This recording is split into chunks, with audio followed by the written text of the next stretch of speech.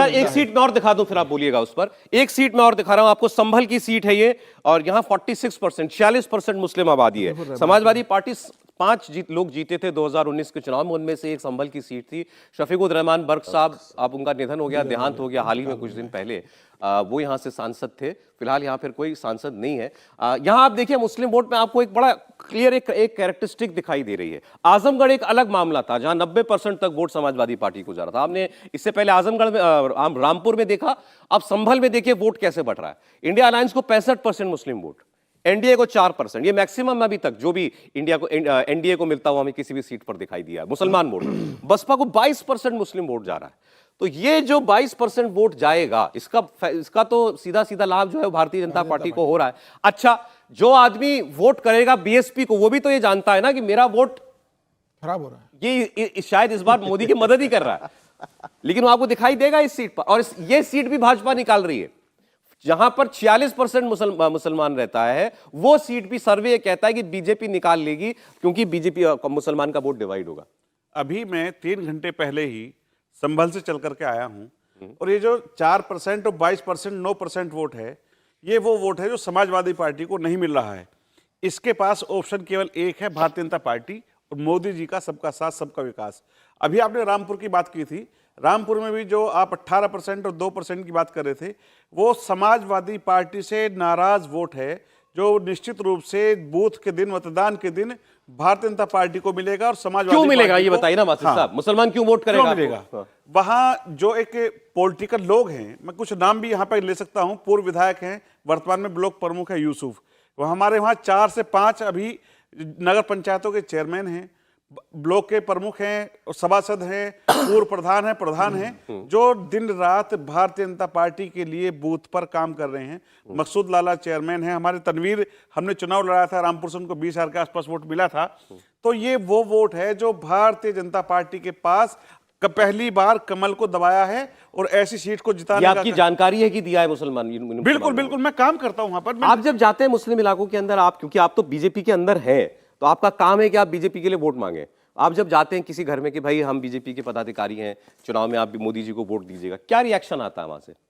ईमानदारी से बताइएगा। बिल्कुल, देखिए सबसे पहले बात आती है कि पहली सरकार है जिसको हमने वोट नहीं दिया था, लेकिन उसने गरीब लड़कियों की, गरीब बच्चों की शादी कराई, हमें राशन दिया, यानी कि योजनाओं का सीधा लाभ जो मुसलमानों को मिला है, उससे कहीं ना कहीं मोदी जी के प्रति उनके दिल में एक हमदर्दी है, और अब वो उनको भाईजान या भाई कह करके भी संबोधित करने लगे हैं। अभी हमने कुछ प्रोग्राम किए थे, शुक्रिया मोदी भाईजान, वो तमाम लाभार्थी, देखिए 2,61,00,000 लोगों को राशन मिल रहा है, करीब 20 लाख लोगों को मकान मिला है उत्तर प्रदेश के अंदर। इसी के साथ टोटल बता रहे हैं या मुस्लिमों की, मैं केवल मुसलमानों को 20 लाख मकान उत्तर प्रदेश के अंदर मिले, 2,61,00,000 लोगों को लगातार राशन मिल रहा है, 1 करोड़ बच्चों को स्कॉलरशिप मिली है, और शौचालय और उज्ज्वला योजना तमाम ऐसी स्कीम्स हैं जिनमें 20 से 30% हिस्सेदारी है। यानी कि अगर मैं एक आदमी को कई प्रकार का लाभ भी मिला है, लेकिन जो टोटल लाभार्थी हैं लगभग 3 करोड़ के आसपास हैं, और उनके प्रति आज भाजपा को वोट देने का विचार उनके मन में है। यदि सब कुछ ठीक रहा तो इस बार मुस्लिम बूथों से जो ये एंटी 1%, 2%, 3%, 4%, ये जो मेरा डेटा बता रहा हूं आपको, ये वोट मिलता है आपकी पार्टी को मुसलमानों का। ये डाटा निश्चित रूप से, मैं आपका डाटा नहीं, लेकिन चुनाव के दिन तक ये डाटा गलत साबित होगा। चुनाव के जब हम बात करेंगे तो बड़ी तादाद में भाजपा क्या है रिश्ता मोदी की बीजेपी और मुसलमान का देश में? देखिए सौरभ जी, देश को आज़ाद हुए आज 76 साल के करीब हो गए। 60 साल कांग्रेस ने सरकार चलाई, मुसलमानों को में डर, खौफ, दहशत पैदा की, भाजपा से डराया और आरएसएस से डराया। इन दोनों ही संगठनों ने, यानी भाजपा ने भी और आरएसएस ने भी, इन 10 सालों में जो कैरेक्टर पेश किया है, जो उनका चरित्र मुसलमानों के सामने आया है। मैं अपने उत्तराखंड राज्य की बात करता हूँ। मैं वहाँ मदरसा शिक्षा परिषद का एज ए चेयरमैन के हमारे माननीय मुख्यमंत्री श्री पुष्कर सिंह धामी जी ने उन मदरसों के अंदर एक पाठ्यक्रम को लागू करने का हमें आदेश दिया, जो एनसीईआरटी का है, कि ताकि ये इंजीनियर बने, डॉक्टर बने, आईएएस और आईपीएस बन करके मुख्य धारा से जुड़ के ये भी राष्ट्र की सेवा कर सकें। तो हमने उदाहरण स्वरूप हम मदरसों में गए और घर घर में गए, जैसे आपने कहा। हमने मस्जिद में जाकर के, मदरसों में जाकर के पूछा मुसलमानों से कि भाई किसी एक आरएसएस का नाम बताओ जिसने तुम्हें नुकसान पहुंचाया हो। कोई नहीं उठा। मैं ईमानदारी के साथ कह रहा हूँ, मैंने कहा भाई ये जितनी योजनाएं हैं उसके बारे में ज़रा बताइए। एक नौजवान उठता है, वो कहता है कि सर मेरी माँ को पैरालाइज हुआ, हमारे पास आयुष्मान कार्ड था, हम उसका इलाज नहीं करा सकते थे, आज हमारी माँ हमारे पास है। मैंने पूरे उत्तराखंड का जो भ्रमण किया है मदरसों ही में किया। जाहिर है कि मदरसे मुसलमानों की वो शहरग है जिनसे मुसलमान हर वक्त जुड़ा रहता है। आज जब हम उन लोगों से जाके कहते हैं कि पिछले सरकारों में क्या हुआ कि दंगे होते थे, लाखों मुसलमानों की हत्याएं हुई, आज दंगा मुक्त है भारत। अरे आपके सारी उत्तराखंड में योजनाओं अभी के अंदर अतिक्रमण हटाने के लिए पुलिस की टीम जब गई थी देखिए हल्द्वानी उस में, टीम पे, कितना उस बड़ा टीम पे, फसाद हो मैं गया अभी उसको हल्द्वानी से आया, सौरभ जी हल्द्वानी से आया हूं मैं भी।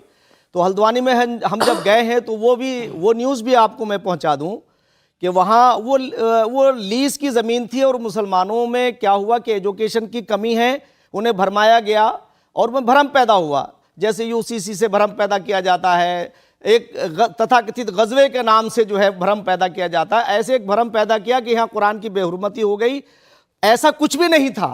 वहाँ का प्रशासनिक अमला बहुत हसास है, हमारी सरकार बहुत जो है वो हसास है और इन सारी बात जवाबदेह है। हमारे मुख्यमंत्री सबका साथ, सबका विकास, सबका विश्वास। मुफ्ती साहब ब्रेक का वक्त हो गया। मैं जो पूछना चाह रहा हूं, आप सुने मेरे सवाल सुने। आप तो खुद मदरसा शिक्षा से जुड़े हुए हैं। जी जी। इस सरकार के बारे में मुसलमानों में ये परसेप्शन नहीं है क्या कि ये तो मुझे तो मदरसे बंद कर देना चाहती है?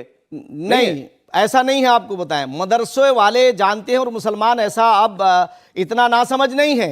वो ये जान रहा है कि क्या अच्छा है और क्या बुरा है।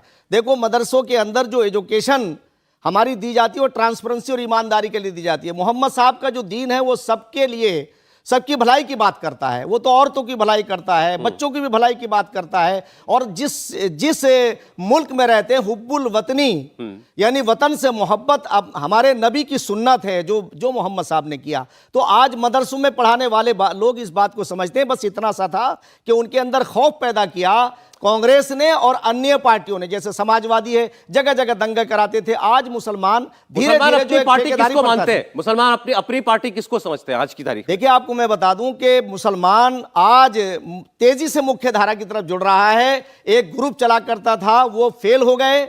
अब मुसलमान जिताने के लिए किसी को जिताने और हराने की बात नहीं करेगा, बल्कि ये देखेगा कि हमारे बच्चों का कहाँ भविष्य सुरक्षित है। वो भारतीय जनता पार्टी ने कहीं भी कोई ऐसा काम नहीं किया। और बल्कि आज के हमारे प्रधानमंत्री, जिनकी बैकग्राउंड बिल्कुल नीचे से निकल करके आए हैं, वो जानते हैं। और मैं तो कुरान को कहता हूं, मुसलमान कुरान को अगर समझेगा तो यकीनी तौर से वो भारतीय जनता पार्टी को प्रसूजे कुलिल्लाहुम्मा मालिकुल मुल्क, वो सोचेगा इस बात के लिए। सौरभ जी आपसे कहता हूं, कुरान का हवाला दे दिया इसमें। कुलिल्लाहुम्मा मालिकुल मुल्क तुतिल मुल्का मन तशा व तंज़िउल मुल्का मिम्मन तशा व तुइज़्ज़ु मन तशा व तुज़िल्लु मन तशा बियदिकल खैर इन्नका अला कुल्लि शैइन क़दीर तुलिजुल लैला फिन नहार व तुखरिजुल नहारा फिल लैल व तुखरिजुल हय्य मिनल मय्यति व तुखरिजुल मय्यता मिनल हय्य व तर्ज़ुक़ु मन यशाउ बिग़ैरि हिसाब। मैं मुसलमानों से इस आयत के बारे में कहना चाहता हूं, अल्लाह कहते हैं, ईश्वर कह रहे हैं, गॉड कह रहे हैं, हम जिसे चाहते हैं उसे इज्जत देते हैं और हुकूमत इज्जत है अल्लाह की तरफ से। तो इसलिए मुसलमान कुरान को भी समझेगा, अपने रसूल को भी समझेगा